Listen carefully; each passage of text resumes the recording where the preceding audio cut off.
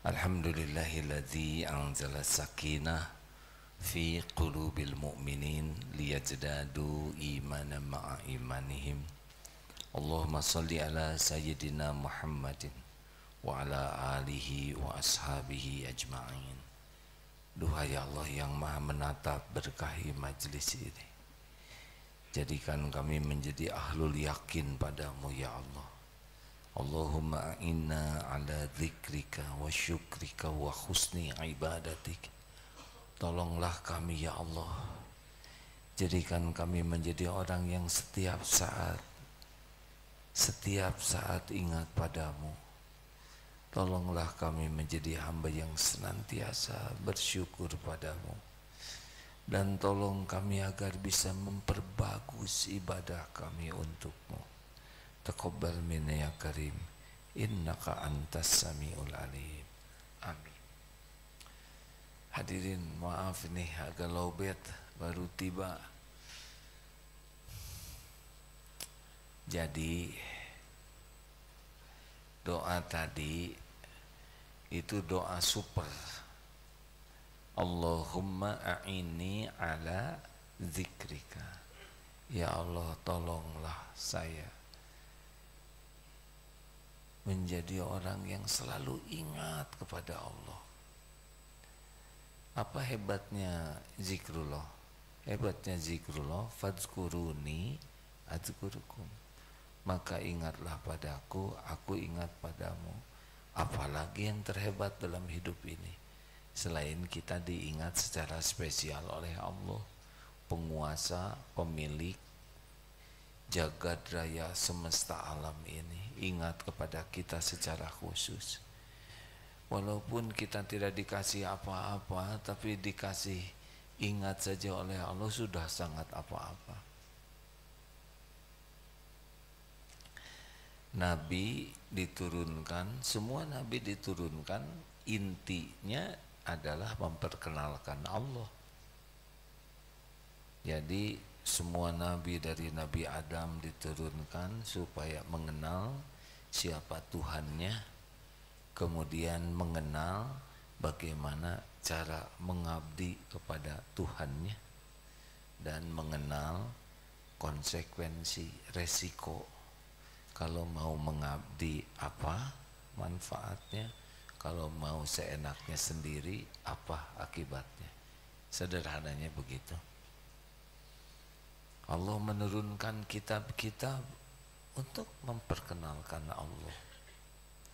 Jadi nilai seseorang itu makin kenal Allah, makin yakin kepada Allah, makin sukses. Orang yang yakin kepada Allah langsung hidupnya berubah. Berubah saja menjadi la khaufun alaihim walahum yahzan. Udah nggak ribet lagi dengan dunia ini, nggak ada ribet-ribetnya, nggak ada yang ditakuti lagi, dan nggak ada dunia yang bikin sedih. Masalah uang, bisnis, jabatan, pilkada, biasa tuh, tetek bengek yang semuanya udah tertulis di Lauh Mahfuz. Nggak ada bertengkar, iri-irian, dengki-dengkian dengan dunia. Walaupun kita akan berkecimpung setiap waktu dengan dunia, tapi hatinya dengan Allah. Harus digarisbawahi ya, Nabi Musa dikejar musuh, lari di depan lautan, laut terbelah. Tidak boleh begitu saja. Nabi Musa memukulkan tongkatnya. Jangan lupakan itu. Jadi kaki melangkah, otak berpikir, tangan berbuat. Cuma bedanya hatinya bulat kepada Allah. Nabi Siti Hajar ditinggalkan oleh suaminya di Mekah. Yakin, gak mungkin Allah tidak tahu keadaan. Ini lembah Beka ini tidak ada pohon, tidak ada orang, tapi ada Allah. Tapi beliau lari Safa Marwah 7 kali. Dan air Zam-Zam tidak di Safa, tidak di Marwah, tapi di bawah kaki bayi Ismail. Begitulah hadirin. Jadi hati yang yakin kepada Allah ini tidak boleh mengurangi apa yang Allah titipkan, yang punya amanah-amanah. Tangan menggenggam, kaki melangkah, otak berpikir. Cuma hati ini tidak mau pisah dengan pemilik, penguasa, penentu segala-galanya. Nah, selama ini hati kita justru sibuk dengan selain Allah, sibuk dengan gaji, sibuk dengan jabatan, sibuk jadi sandaran. Maksudnya suami sibuk takut istri, istri sibuk berharap dari suami. Ada yang bersandar kepada kepintaran, bersandar kepada pengalaman, bersandar kepada keahlian, bersandar kepada relasi. Itulah yang membuat hidup kita berantakan. Tidak boleh. Hati Allah saja. Allah pencipta langit dan bumi, Allah penguasa segala-galanya, Allah pemilik segala sesuatu. Tidak ada yang bisa terjadi tanpa izin Allah. Walaupun satu tetes air, walaupun satu butir nasi, tidak ada nikmat yang bisa datang kepada kita tanpa izin Allah. Allah maha dekat, Allah maha melihat, maha menyaksikan, maha tahu pikiran, maha tahu hati, maha tahu keperluan, maha tahu keinginan kita. Dan semuanya ini milik Allah dalam genggaman Allah. Jadi tidak ada ribet-ribetnya. Kita kerja, kita belajar, kita ikhtiar, ibadah saja. Emang disuruh begitu ya lakukan. Perintah belajar, belajar. Perintah kerja, kerja. Perintah berbuat baik, berbuat baik. Dan semua ini bagi kita adalah mematuhi perintah Allah saja. Nih contoh, ada yang menghina, kamu orangnya kurang ajar, monyet lu, misal seperti itu. Kalau kita fokus itu orang menghina, pasti pikiran kita tersinggung. Kalau kita fokus ini orang milik Allah, ini orang dalam genggaman Allah, dia bisa menghina terjadi dengan izin Allah. Tidak ada kejadian dari Allah yang sia-sia. Semua harus jadi amal soleh.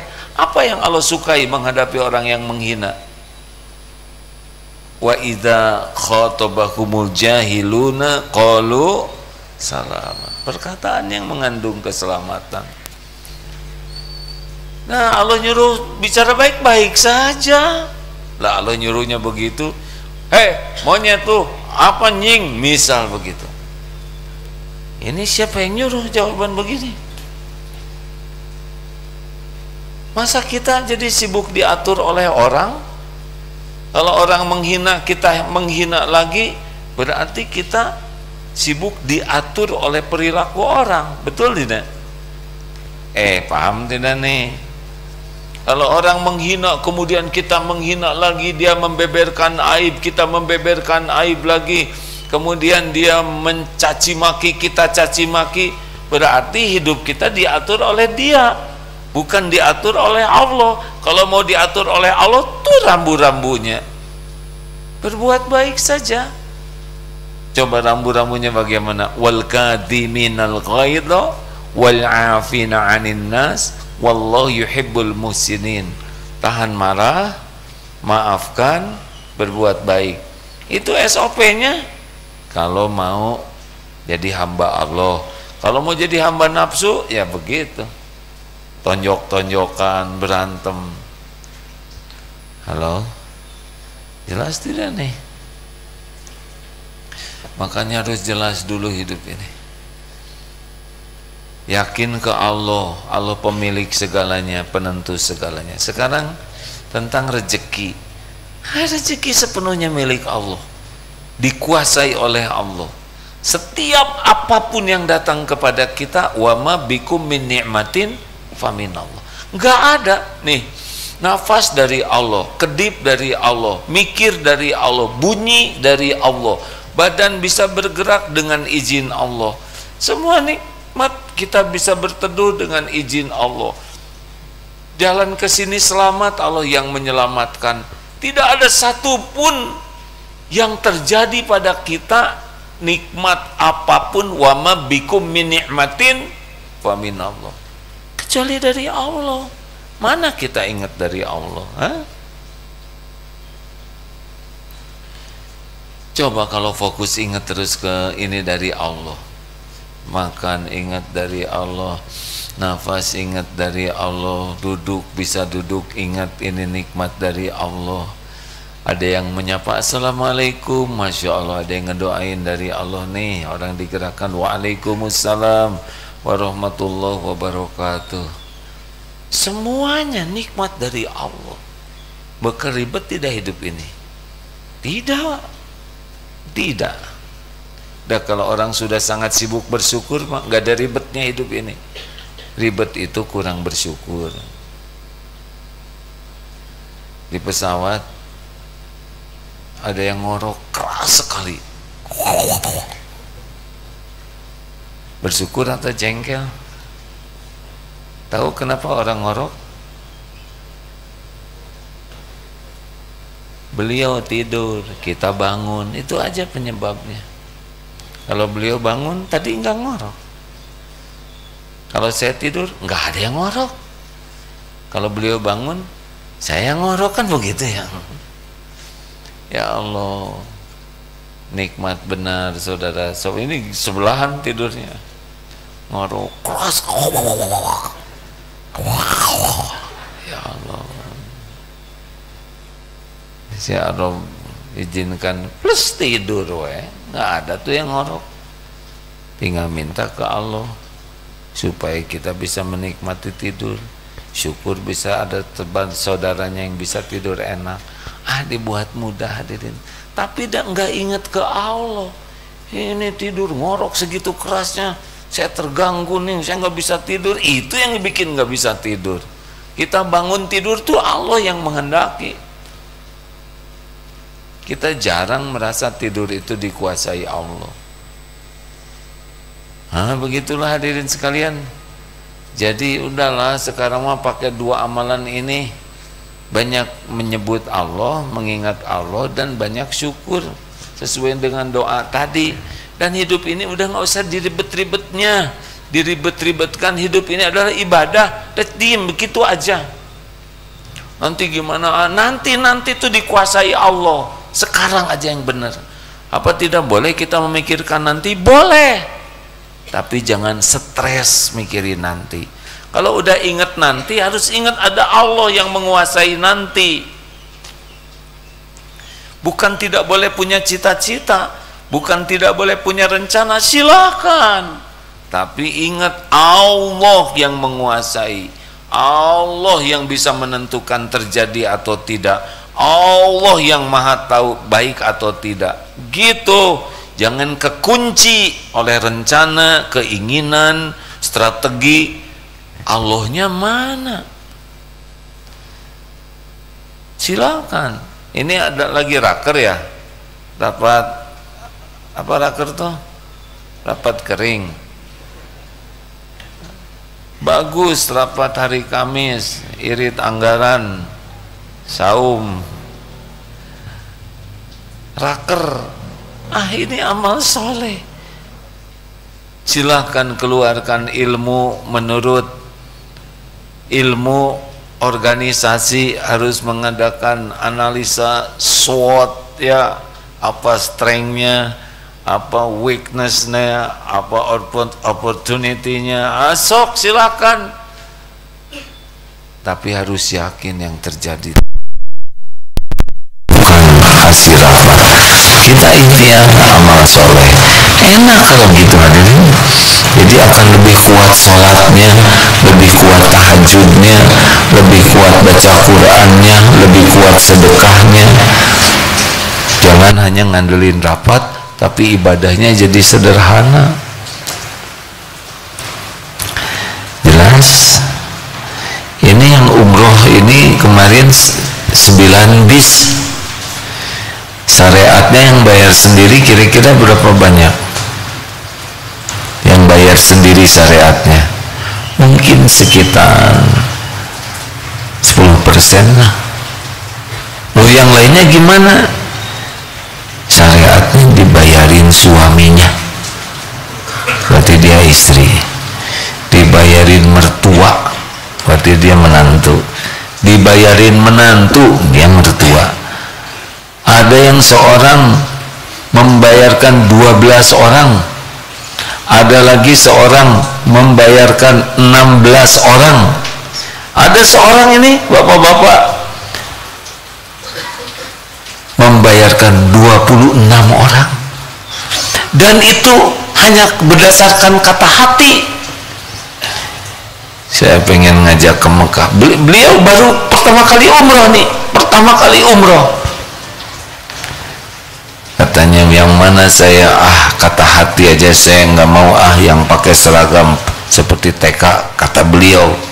Untungnya MK Travel nggak pakai seragam seperti TK menurut beliau ya.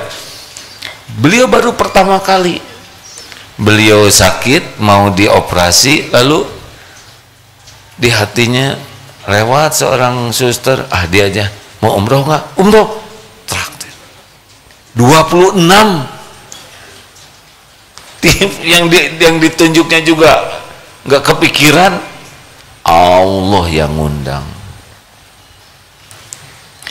Jadi kalau ada yang kapan mau ke Mekah, kapan nah dia langsung mengembik begitu. Kalau embe-embean, insya Allah. Udah punya belum uangnya? Umroh mah bukan masalah uang, tapi masalah ongkos. Masalah diundang Allah atau tidak. Harus bulat hatinya tuh. Enggak boleh. Kalau kita merasa orang bekal ngasih, kita jadi rada menjilat. Baiknya tuh baik acting. Apa kabar Pak? Terus aja. Tahu-tahu dia enggak, dasar pelit, ngarep-ngarep. Termasuk kita harus membayar tanggal 16 Desember perluasan aset masjid di Perth. Ikhtiar menyampaikan, Masya Allah, rencananya perkiraan terkumpul sekitar 500 juta nih. Dengan diinformasikan, saya juga beritahu ke teman-teman yang menurut perkiraan, wah nendang nih ya, ini qadarullah, ternyata nyubit yang banyak tuh. Kalau nendang tuh misalkan 100 juta 20, ini nyubit 50 ribu 20 ribu, tapi banyak terkumpul tadi sore ini sejumlah nih ya, betapa tidak boleh bersandar ke makhluk. 1.692.000, hampir 1,7 miliar dari target 500. Mudah bagi Allah, tidak disangka-sangka. Ada yang tidak dikenal ngirim, ada siapa?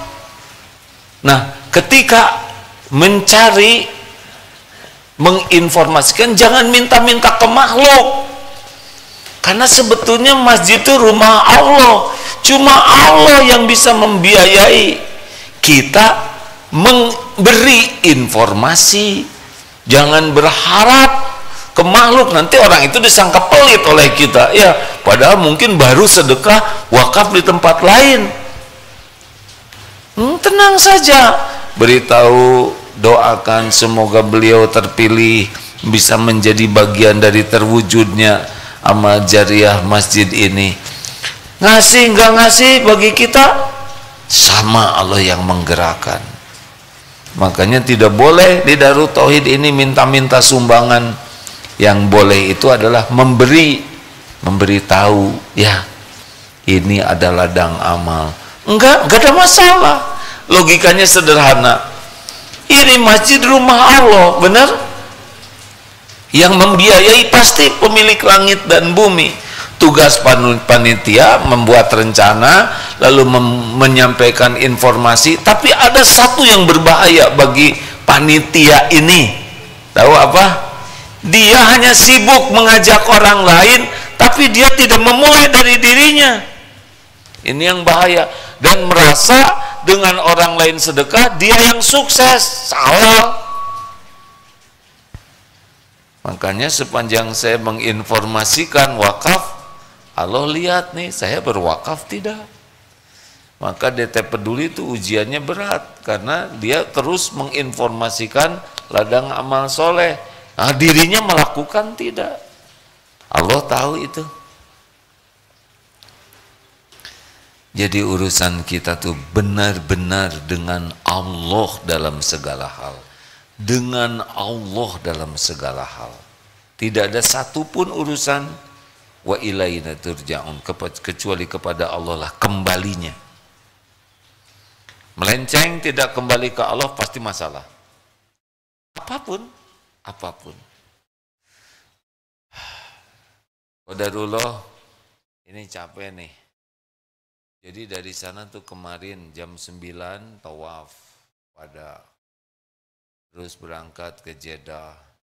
Jeddah terbang jam 6:30 malam. Baru tadi mendarat jam 9 pagi. Qadarullah ada teman yang wafat, memang sepertinya saya harus ke tempat beliau. Sempat di penguburannya, baru naik bus, baru sekarang sampai ke sini. Capek secara fisik. Tetapi siapa yang bisa bikin ini lebih kuat? Kaki agak kesleo dikit, ransel agak keberatan, jadi pegel di sini. Kalau tahu saya sakit-sakit badan, tahu. Lalu datanglah suruh maaf ya deh. Aduh, dipijet tuh ini enak pisan. Sambil dipijet oleh Kang Dudu, sambil ingat Allah yang menggerakkan. Jadi tata, aduh enak pisan. Tuh nggak boleh gitu. Ya Allah, meni sakit pisan pijet. Orang mah udah mijet pakai jempol, ini pakai lutut. Masya Allah, sedap benar. Tapi tidak ada, sehingga ototnya lebih lunak sekarang, tidak sekaku tadi. Jangan dianggap ini bukan nikmat dari Allah. Semua kebaikan sekecil apapun harus ingat ini dari Allah. Berterima kasih ke yang menjadi jalan. Ingat Allah, Allah, Allah. Allah maha dekat, maha menatap. Ini sangat penting hadirin. Karena kita sering mengabaikan ada nikmat dianggap bukan dari Allah. Dibawakan roti separuh, ini dari Allah lewat hambanya.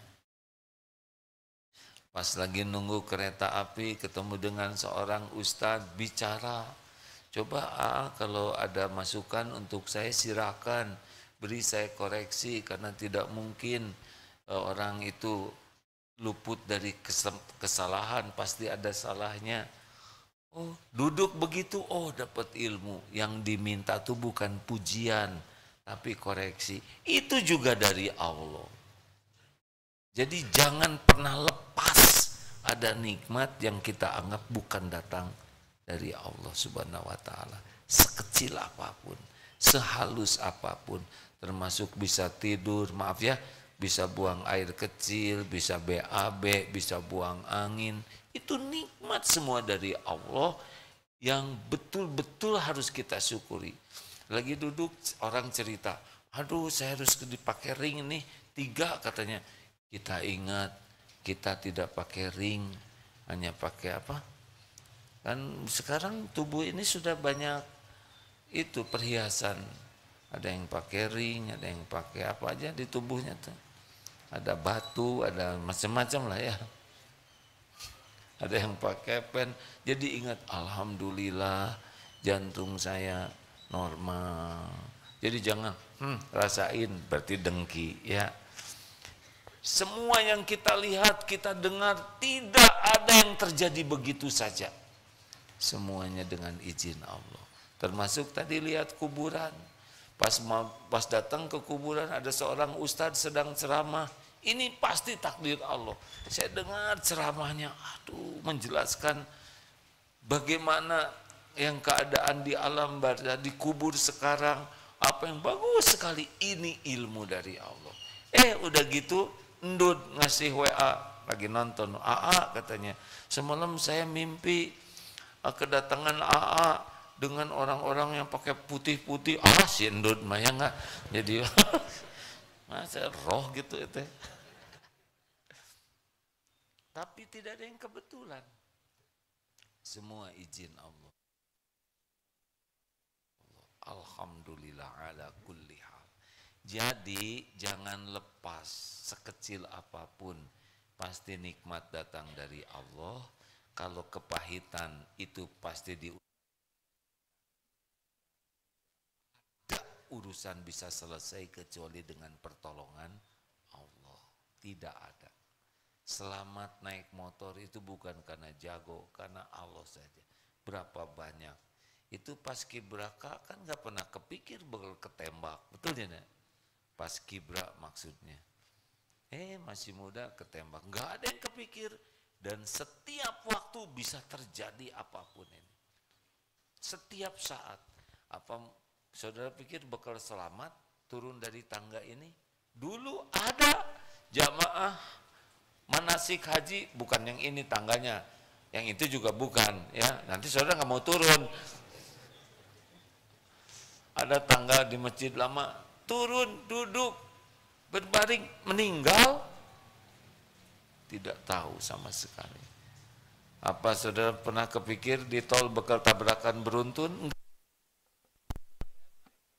Shinkansen di Jepang. Pada waktu naik kereta, itulah saat gempa di Jepang. Bagaimana kereta cepat ya, 360 km kan meleset begitu saja. Berhenti di tempat, nggak ada lampu, nggak ada, ya semuanya izin Allah. Makanya jangan lepas dari Allah setiap saat. Minta tolong, berlindung, bersyukur, minta ampun setiap saat. Karena nikmat dari Allah setiap saat dan dosa kita pun setiap saat. Tadi mau naik bus itu ya, mau naik ke atas, di depan perempuan lagi. Ya harus nunduk, ya kan? Itu bukan kebetulan, bukan rezeki juga. Astagfirullah. Tidak semua orang pakaiannya sudah siap. Pas di depan, waduh, rupanya nggak tahu gimana, mungkin beda akidahnya sehingga pakaiannya terbuka. Di sebelah akhwat lagi. Untung anak kecil, ya jadi aman. Harus berdoa ke Allah supaya di sebelahnya jangan sampai bisa jadi cobaan sepanjang jalan. Tidak ada yang kebetulan. Masya Allah, Masya Allah. Jadi selalu minta tolong, berlindung, bersyukur, minta ampun. Terus aja begitu kerjaan kita. Karena setiap saat kita memerlukan pertolongan Allah, setiap saat dapat nikmat kita harus bersyukur, setiap waktu banyak dosa kita harus bertobat. Tidak bisa kita menjauhi maksiat tanpa pertolongan Allah, tidak bisa. La haula wala quwata illa billah, itu salah satu maknanya adalah kita ini tidak bisa melakukan taat tanpa pertolongan Allah, tidak bisa menghindari maksiat tanpa perlindungan Allah. Allahumma inni as'aluka fi'lal khairat wa tarkal munkarat. Begitulah hadirin sekalian, enaknya bersama Allah setiap saat. Wa idza sa'alaka ibadi anni fa inni qarib. Apabila hamba-hambaku bertanya kepadamu wahai Muhammad tentang aku, katakan aku adalah dekat. Ujibu da'watad da'i idza da'an. Aku mengabulkan doa permintaan apabila berdoa kepadaku, falyastajibu li falyu'minu bi la'allahum yarsudun. Udah, lempeng sajalah, lakukan saja, mengalir saja hidup itu, mengalir. Fokus saja, lakukan apa yang Allah sukai, dan percayalah Allah udah lihat, Allah udah tahu, Allah akan nolong. Jadi nggak ada beban hati, maka Allah aja terus. Begitulah rekan-rekan sekalian, semoga ada hikmah dan manfaatnya. Segitu dulu ya, mudah-mudahan ada hikmah. Pokoknya mah jangan berhenti berzikir, jangan berhenti bersyukur, dan jangan berhenti memperbagus ibadah kita. Jangan risaukan tentang dunia ini, percayalah ya, kita bermasalah urusan dunia karena kita bermasalah dalam keyakinan dan perbuatan kita. Maaf, acungkan tangan yang dapat Quran 20 Al-Baqarah yang kemarin dipinjemin Qurannya. Udah sebulan belum? Belum? Hah? Belum. Udah berapa? Udah lunas belum? Dihitung nggak? Cung, kemarin ada 100 Qurannya yang dibagikan. Iman, udah bisa? 14 kali 15. Oh, utang 5. Cung yang udah 20. Endar yang nge-WA ke ayah. Oh iya, ada lagi yang udah 20. Jadi gini, ngebagikan Quran kecil, tapi syaratnya Quran ini baru sah diberikan kalau maharnya 20 kali surat Al-Baqarah. Al-Baqarah itu 2 juz 4 lembar. Kalau udah biasa dibacakan dengan tenang itu sekitar 1 jam. Kalau mau agak enakan sejam seperempat. Tapi kalau yang sudah sangat lancar 50 menit juga selesai surat Al-Baqarah, dan fadilahnya luar biasa. Coba 15 kali aja, perubahan apa yang dirasakan? Yang asli, mikrofon. Akhwat mau dibagi Quran juga, maharnya berat ya, 20 Al-Baqarah. Cuman sejam dari 24 jam, ya deh. Apa yang dirasakan? Bismillah, izin. Yang paling dirasakan yang pertama tentunya baca Al-Quran jadi lebih lancar gitu ya. Lebih lancar dan lebih terbiasa, dan yang kayaknya maksiat tuh lebih terhindarkan lah gitu. Lebih terhindarkan ya. Iya. Terus hari-harinya jadi sibuk sama Al-Quran gitu. Aduh, paling indah ya kan? Quran lagi tiap waktu. Terus apa lagi? Bagaimana? Udah nikah belum? Saya udah. Istri gimana? Sudah lebih lembut apa atau gimana? Istri jadi ikut-ikutan gitu, ingin ada motivasi gitu ya, pengen jadi punya target juga yang itu. Jadi yang tadinya banyak ngobrol sekarang jadi banyak baca Quran ya. Alhamdulillah. Masya Allah. Anak-anak udah punya anak belum? Udah. Gimana? Enggak lebih rewel enggak? Anak-anak kadang masih rewel sih. Oh iya, normal. Jadi kalau di rumah baca Quran surat Al-Baqarah itu barokah sekali. Lihat saja nanti ya. Kalau ikhlas dan konsisten, lihat saja. Jin, setan, sihir nggak bisa masuk. Nggak ada jin yang tinggal di rumah. Tidak ada setan yang tinggal di rumah. Cenderung lebih tenang rumah tuh. Jadi jarang konflik. Suasananya, keibadahnya tuh lebih kuat. Mau berbuat maksiat juga jadi rada susah ya. Mau lihat ini jadi nggak pengen. Maunya tuh baca Quran. Dan hutang-hutang nanti akan, Allah kan ngelihat kita baca Quran ya. Hanya sejam dari 24 jam. Selama ini kita buka medsos aja, tayangan di YouTube dan sebagainya, berapa jam? Nggak kerasa, main setengah jam hilang, 45 menit hilang. Coba Quran 20 menit, 25 menit 1 juz. Kalau semakin sering dibaca, makin hafal, enak. Maka beruntunglah Baitul Quran yang sudah biasa baca surat Al-Baqarah. Nanti coba tingkatkan deh tahajud ya. Udah tahajudnya pegang mushaf kalau belum hafal. Berarti Al-Baqarah tuh enggaklah 1 juz saja minimal ya. Kalau sudah bisa 1 Al-Baqarah tahajud, 2 itu sekitar 1,5 jam sholatnya. Oh, itu enak. Nanti rumah tuh beda, lihat saja. Ada seorang hamba Allah suatu saat sedang berpergian, mau ngasih hadiah kepada istrinya, tapi uang sedang nggak megang. Tiba-tiba ada yang nge-WA itu ya, boleh dong kirim nomor rekeningnya, ini ada sesuatu. Mau belanja tuh langsung ada uangnya. Allah maha tahu semuanya, tidak ada yang tidak diketahui Allah. Allah tahu ini orang mau ngasih hadiah ke istrinya, karena masih berat, hitung-hitungan kasih saja, yang membuat tidak berat lagi. Semua kejadian dalam kekuasaan Allah, dan Allah melihat sibuk apa, sibuk lihat medsos, sibuk baca Quran, dan Allah melihat apa yang kita lakukan. Jadi tidak ribet hidup ini hadirin. Allah melihat apa yang kita lakukan setiap saat. Lakukanlah apa yang Allah sukai, urusan kita nanti ditolong Allah. Kita bermasalah karena kita memilih melakukan yang disukai nafsu, bukan yang disukai Allah. Allahumma sholli ala sayyidina Muhammad wa ala alihi wa ashabihi ajma'in. Alhamdulillahi rabbil alamin. Ya Allah, terima kasih. Allahumma inna nas'aluka imanan kamilan.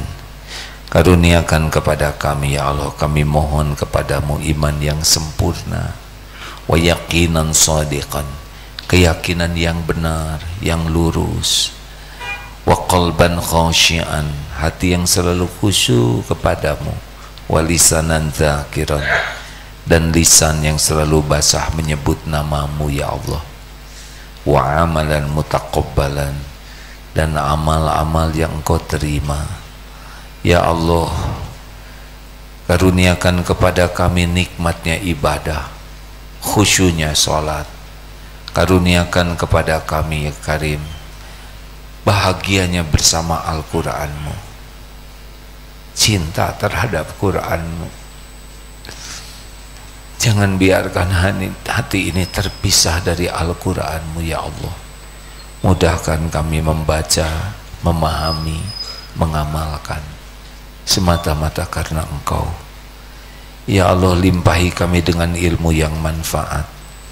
Allahumma inna nas'aluka ilman nafi'an wa rizqan thayyiban. Pilihkan kepada kami hanya rizki yang halal berkah, rizki yang membuat kami ringan untuk bersedekah, wa amalan mutaqabbalan.